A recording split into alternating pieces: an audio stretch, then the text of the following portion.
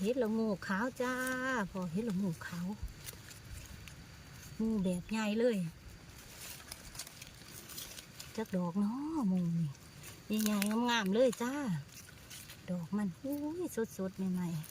ๆจากป่าเนาะเขาเคยหาหลังผูอุ้ยเดี๋ยวเขามาใส่ตะกร้าไว้ก็วางไว้ก่อนกันพี่นี่ก็แม่น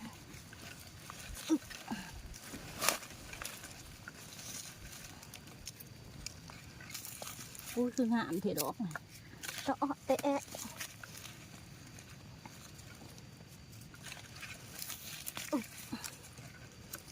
โอ้ยสวยมาดู5 ดอก6 7 8 10 ดอกทุกคน10 ดอกอุ้ย10 ดอกเลยแบบบาน